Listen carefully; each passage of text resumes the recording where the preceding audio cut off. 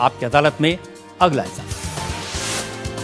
आपकी अदालत में सबसे चर्चित उद्योगपति गौतम अडानी पर इल्जाम है कि ये छुपे रुस्तम हैं।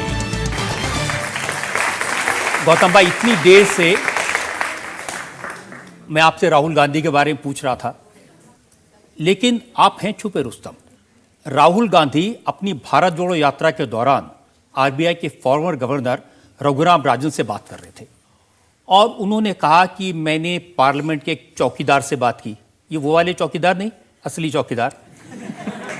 और उस चौकीदार ने राहुल जी को यह बताया कि उसने 4 साल पहले अडानी के शेयर खरीदे थे और बहुत फायदा हुआ, वो लखपति बन गया। तो वो तो तारीफ भी कर रहे हैं आपकी।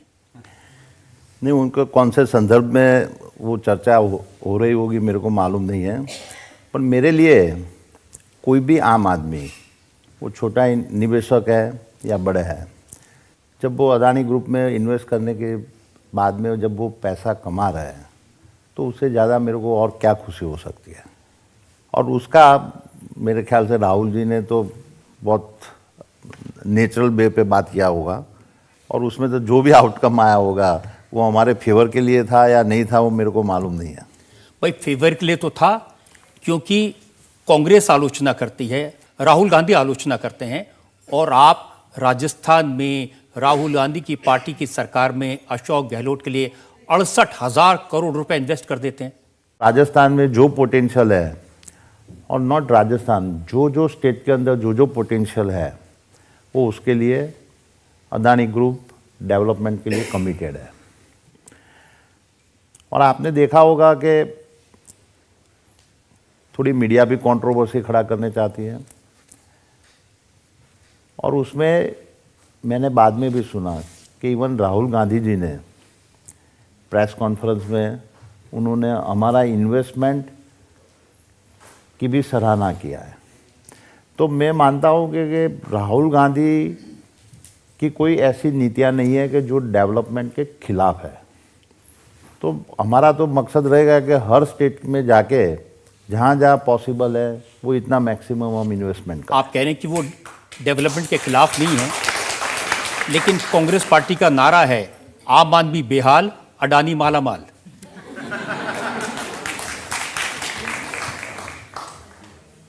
देखो, पॉलिटिकल आप नैरेटिव कुछ भी निकालो, अल्टीमेटली आप मेरे को एक बताओ कि उनका आरोप में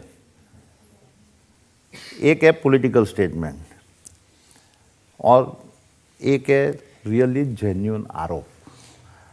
लेट पब्लिक डिसाइड करे, आप डिसाइड करोगे कि हम जो काम करते हैं उसमें रियली ये सच्चाई क्या है। आज मुझे लगता है डिसाइड हो ही जाएगा गौतम भाई, क्योंकि देखिए, एक तरफ तो कांग्रेस आलोचना करती है, दूसरी तरफ अशोक गहलोत आपको इनवाइट करते हैं। मैंने जिक्र किया कि 68,000 करोड़ का इन्वेस्टमेंट। तो पहले हम सोचते थे अशोक गहलोत जादू करें, अब लग रहा है आप जादू करें। अशोक गहलोत जी की अभी की सरकार नहीं, उसके अगली टर्म की सरकार में हमने राजस्थान में मेजर लेवल पे इन्वेस्टमेंट करने का निर्णय किया। अशोक गहलोत जी की सरकार ने हमारे को पावर प्रोजेक्ट के लिए लैंड प्रोवाइड किया, माइनिंग के लिए एमडीओ के कॉन्ट्रैक्ट्स हुए और सब बिडिंग के थ्रू हुआ है। ऐसा भी नहीं है कि कोई बिडिंग के बाहर किया है। और उन्होंने पॉलिसी अंतर्गत जो भी हेल्प किया है वो पॉलिसी के अंतर्गत किया हुआ है। उनकी नीतियाँ बहुत क्लियर थी। और जब आप सीरियस प्लेयर है और आप पॉलिसी के अंदर मांग रहे हैं तो मैं मानता हूं कि आज कांग्रेस की यानी अशोक गहलोत जी की कांग्रेस की सरकार नहीं, हम इवन केरला में लेफ्ट गवर्नमेंट के साथ भी काम कर रहे हैं, ममता दीदी के साथ भी काम कर रहे हैं, इवन नवीन पटनायक जी, जगन, इवन केसीआर। तो हर स्टेट के अंदर हम काम कर रहे हैं। और जो अलग अलग सरकारें हैं, रीजनल पार्टी की भी है, कांग्रेस की भी है, लेफ्ट पार्टी भी है, तो मैं आज दावे के साथ बोल सकता हूँ कि हमको कोई भी सरकार से तकलीफ नहीं पड़ी है। तो स्टेटमेंट और वो सब एक उनकी अलग जगह पे है। और जब आप सीरियस प्लेयर है इंफ्रास्ट्रक्चर के लिए कि जो आप हर स्टेट को जो वादा कर रहे हो और वो वादे के हिसाब से आप डेवलपमेंट कर रहे हो, तो मेरे को आज तक कोई भी सरकार में कोई डिफ़िकल्टी नहीं पड़ी है। लेकिन गौतम भाई इंप्रेशन तो ये है आप सिर्फ वहां इन्वेस्ट करते हो जहां मोदी जी की सरकार है, जहां बीजेपी की सरकार है वहीं आपको ज्यादा प्रोजेक्ट मिलते हैं। नहीं, इसलिए मैं बोलता हूं कि आज हम Adani group is really happy कि हम आज 22 स्टेट के अंदर काम कर रहे हैं और सब जगह बीजेपी की सरकार नहीं है। हमको कोई एक भी सरकार के साथ में ऐसी शिकायत नहीं है कि जहां हमको मदद नहीं मैंने मिली। फिगर्स निकाले हैं, आंध्र प्रदेश में 60,000 करोड़, उड़ीसा में 57,000 करोड़, पश्चिम बंगाल में 35,000 करोड़। लेकिन इसके बावजूद लोग कहते हैं मोदी अडानी का चौकीदार है, लोग कहते हैं कि मोदी ने अडानी को बनाया। देखो, ये बहुत कम लोग ऐसे स्टेटमेंट करते हैं जो जिनको मोदी जी से डिफ़िकल्टी है या आइडियोलॉजिकल मारामारी है। पर मेरा अनुभव ऐसा बोल रहा है कि ज़्यादा से ज़्यादा लोग वो मोदी को चाहते हैं और अदानी के डेवलपमेंट में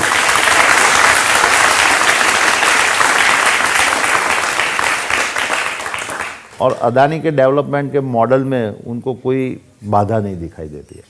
क्या ये सच है कि पहला बड़ा इन्वेस्टमेंट आपका हुआ था जिससे आप बड़े बने, मुद्रा का पोर्ट, उसके लिए नरेंद्र मोदी ने आपको 1 रुपए पर स्क्वायर फीट जमीन दी थी? 1 रुपये में जो जमीन दे दिया है, तो मैं आपको रजत जी वो बताना चाहता हूँ कि वो जमीन थी ही नहीं। जब दरिया का पानी, सी का वाटर जब हाई टाइड आता है तो वो ज़मीन उसके नीचे चली जाती थी और हमने 10-10 फीट 3-4 मीटर का उसके ऊपर रिक्लेमेशन किया है। और रिक्लेमेशन के कॉस्ट ज़मीन के कॉस्ट से बहुत ज़्यादा होती है। आज भी आप मुंद्रा पोर्ट का एक आप एग्जाम्पल देते हो तो एक बहुत यूनिक एग्जाम्पल है कि हमने फार्मर की 1 एकड़ ज़मीन नहीं लिया है। तो आज वहाँ पे इतना बड़ा इन्वेस्टमेंट, पोर्ट और इंफ्रास्ट्रक्चर आने के बाद में ज़मीनों के दाम बढ़े। तो आज ये आरोप लगाना कि ज़मीन के दाम जब हमको दिया था, जब डेवलप नहीं था, और आज के दाम के साथ में आप एक आरोप लगाना, वो मेरे को लगता है कि वो फेयर नहीं है। आपके दोस्त कहते हैं कि जब वो ज़मीन डेवलप हो रही थी तो सुबह 4 बजे उठ के आप एक गाड़ी में बैठ के धक्के खाते हुए वहाँ जाते थे रोज़। रजत भाई, ऐसा है कि आप मेहनत और लगाव से काम नहीं करेंगे तो इंफ्रास्ट्रक्चर प्रोजेक्ट ऐसे खड़ा नहीं होते। और उसके लिए आपको जी जान, और ये अकेला मैं नहीं, मेरे इतने सहकर्मचारी मेरे साथ तालमेल लगा के काम किए थे, तब ये मुंद्रा पोर्ट आज खड़ा हुआ है। और मेरे को आज इसलिए खुशी है, हमने इस तरह से डेवलप किया है कि वो 10 साल में भारत का सबसे बड़ा पोर्ट हुआ है और जहाँ पे सरकार ने 1 पैसा निवेश नहीं किया है। इवन रोड हमने पूरा कनेक्टिंग बनाया, 100 किलोमीटर की प्राइवेट रेलवे लाइन हमने बनाया, वहाँ एयरपोर्ट बनाया। सरकार ने खाली ज़मीन दिया, डेवलपमेंट राइट्स दिया, बाकी कुछ नहीं दिया। एक ही है कि जब हमको कोई परमिशन की ज़रूरत थी तब गुजरात की जो भी सरकार की गवर्नमेंट थी हमको पूरी मदद किया है। अब देखिए, जो भी सरकार थी उसने आपको मदद किया। इसीलिए लोग कहते हैं ना कि गुजरात में चिमन भाई, केशु भाई, नरेंद्र भाई, सबके भाई गौतम भाई।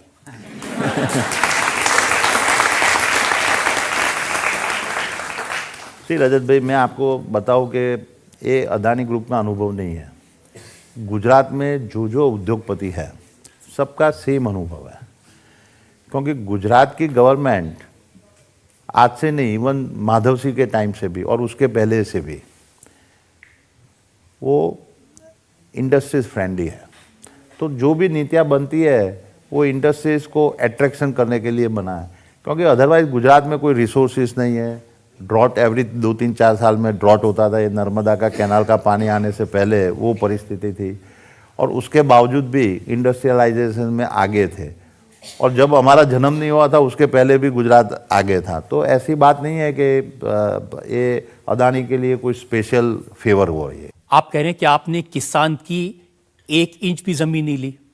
अभी थोड़े दिन पहले अरविंद केजरीवाल गए थे गुजरात में, काफ़ी बार गए हैं, और वो कहते हैं कि जिस किसान को 50 लाख रुपए एकड़ मुआवजा मिलना चाहिए था, गौतम भाई ने उसको 1 लाख रुपए एकड़ देकर टरका दिया। देखो रजत भाई, ऐसा आरोप होता तो फॉरगेट अबाउट केजरीवाल, वो फार्मर खुद ही आरोप कर लेता। आज तक आपने कभी सुना है पेपर में भी कि कोई फार्मर ने हमारे खिलाफ में गुजरात के कोई एक्विजिशन के लिए कोई फरियाद किया है? तो डरते तो नहीं आपसे? आज तक हमने मुंद्रा में एक भी जमीन फार्मर से लिया नहीं है। जो भी जमीन लिया वो सरकारी अनसर्वेड लैंड, जिसके ऊपर पानी समुद्र का आ जाता था, वो ज़मीन को हमने रिक्लेमेशन करके वहाँ पे डेवलपमेंट किया है। और वो डेवलपमेंट आज इतना 50,000 1 लाख करोड़ का इन्वेस्टमेंट की वजह से ज़मीनों के दाम आसमान पे चले गए, और उसका पूरा का पूरा आज वो फार्मर को मिल रहा है। और आज मेरे को सबसे ज़्यादा खुशी है कि अदानी ग्रुप मुंद्रा में इसलिए डेवलप ज़्यादा ने ज़्यादा कर पा रहा है कि पूरा का पूरा वहाँ के फार्मर्स और वहाँ के कम्युनिटी के साथ तालमेल से डेवलपमेंट हो रहा है। अब गुजरात के फार्मर से तो मेरी कभी बात नहीं हुई, लेकिन जो दिल्ली में आंदोलन कर रहे थे वो कह रहे थे नरेंद्र मोदी ये तीनों कृषि कानून लाए थे अडानी को फायदा पहुंचाने के लिए।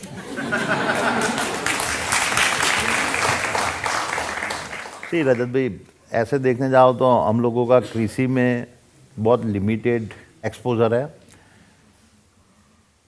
वो थोड़े बहुत है। हम फूड कॉरपोरेशन ऑफ इंडिया के लिए वेयर हाउस हमने बनाए थे, और वो वेयर हाउस के अंदर का जो भी वीट है वो अदानी ग्रुप ने कोई भी बाय नहीं किया है और कभी उसकी मालिकी के नहीं थे।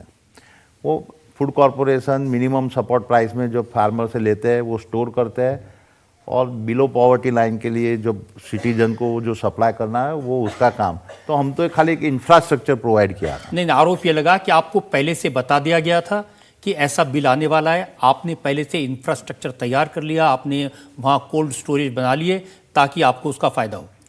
देखो, पहले तो वो बेबुनियाद बात है। आज फार्मर प्रोडक्ट बनाता है, उसको मालूम नहीं है कि मार्केट में डिमांड क्या है, तो जब उसका प्रोड्यूस बाहर आता है तो मार्केट नीचे हो जाता है। स्टोरेज की कोई जगह नहीं है।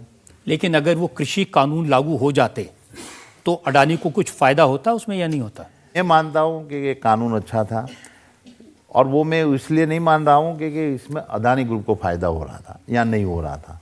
मैं जेन्युइनली एज अ सिटीजन, क्योंकि मैं पहले भारत का एक नागरिक समझ रहा हूँ, फिर उसके बाद अदानी ग्रुप साम्राज्य की बात आती है, तो मैं मानता हूँ कि वो कानून अच्छा था।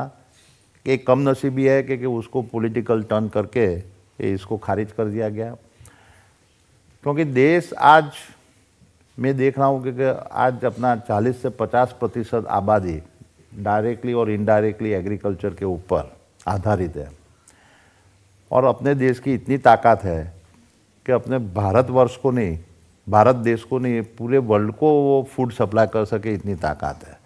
और वो ताकत लेने के लिए आपको मेजर प्रॉब्लम है, इंफ्रास्ट्रक्चर की कमी है। लोगों को रेल से सामान नहीं पहुंच रहा है, कोल्ड स्टोरेज नहीं है, वेयर हाउसिंग नहीं है।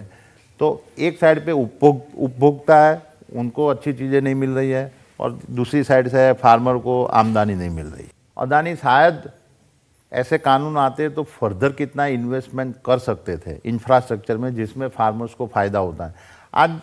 आज मैं आपको बताता हूँ कि आज हम पोर्ट बना रहे हैं, एयरपोर्ट बना रहे हैं, रोड और सड़कें बन रहा है, पावर हाउस बन रहे हैं।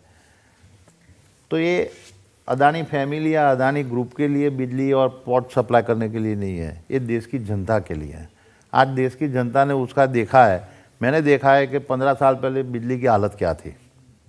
आपके इवन नोएडा में भी आपको बिजली चली जाती थी, और आज आपको अनइंटरप्टेड मिल रही है।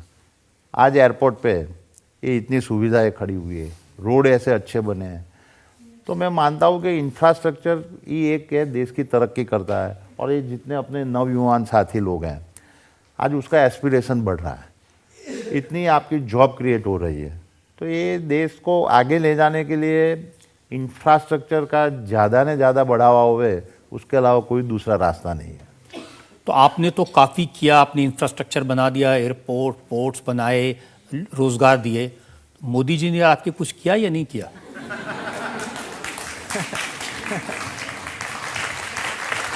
मोदी जी के पास में आप कोई पर्सनल हेल्प नहीं ले सकते हो, आप नीति विषयक बात कर सकते हो, आप देश के हित में देश को किस तरह से आगे बढ़ाने के लिए ग्राउंड लेवल पे क्या हो रहा है आप उसकी चर्चा कर सकते हो।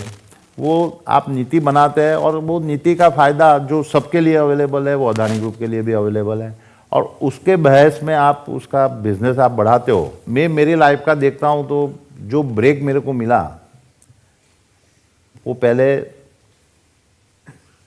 राजीव गांधी की सरकार ने दिया, जिससे हम ग्लोबल ट्रेडिंग हाउस बन पाए। दूसरा ब्रेक मिला मेरे को जिसके वजह से नरसिंह राव जी की सरकार थी और उन्होंने पब्लिक प्राइवेट पार्टनरशिप के लिए डेवलपमेंट के ऊपर आगे बढ़ा और एक देश को पूरा इंडस्ट्रियलाइजेशन की नई दिशा दिखाई। और तीसरा मेरे को केसुबे की गवर्नमेंट ने मिला। आपकी बात सही है कि मोदी जी ने भी वो टाइम पे, क्योंकि मोदी जी 12 साल के लिए वहाँ पे मुख्यमंत्री रहे, और मैं गर्व से आज बोल सकता हूँ कि हमको बहुत एक अच्छा अनुभव मोदी सरकार में भी हुआ है। लोग ये जानना चाहेंगे ना कि ये सिर्फ अडानी जी अमीर होते जाएंगे या देश भी कभी अमीर होगा?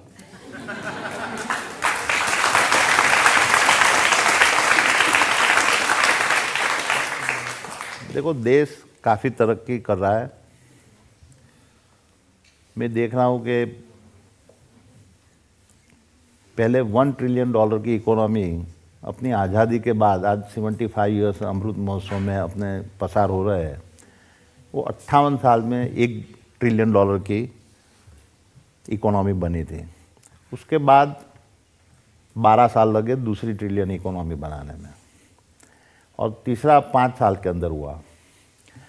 और मैं देख रहा हूँ कि जिस तरह से अपने यूथ की एस्पिरेशनल बढ़ रही है और जिस तरह से भारत विश्व के अंदर जो पोजीशन में है, आज ये $3 ट्रिलियन की इकोनॉमी 2050 तक $30 ट्रिलियन से इकोनॉमी से भी आगे बढ़ेगी।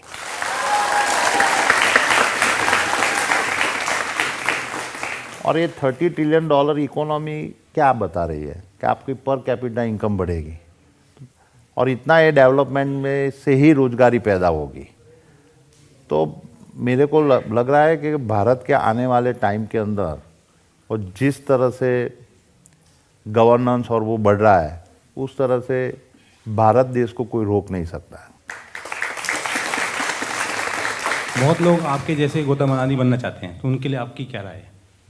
देखो, ये कंट्री बहुत अपॉर्चुनिटी थ्रू कर रहा है, आप उसको परखने की कोशिश करो और उसके ऊपर मेहनत करो,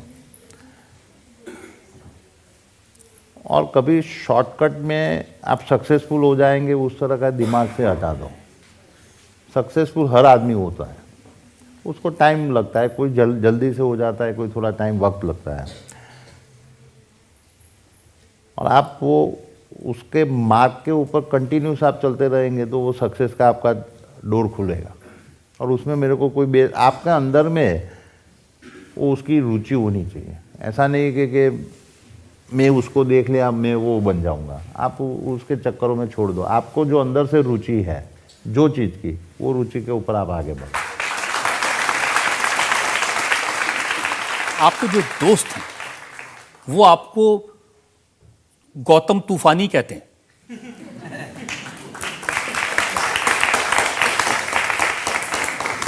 वो दोस्तों अलग अलग नामों से बताते रहते हैं, पर मैं ऐसा तूफानी नहीं हूँ। हमें तो लगता है कि आप खुद ही एक तूफान हैं। आपको ऐसा लगता है? इंडिया टीवी हर वक्त हर जगह डाउनलोड करने के लिए सर्च करें India TV news Google play store या ऐप स्टोर पर।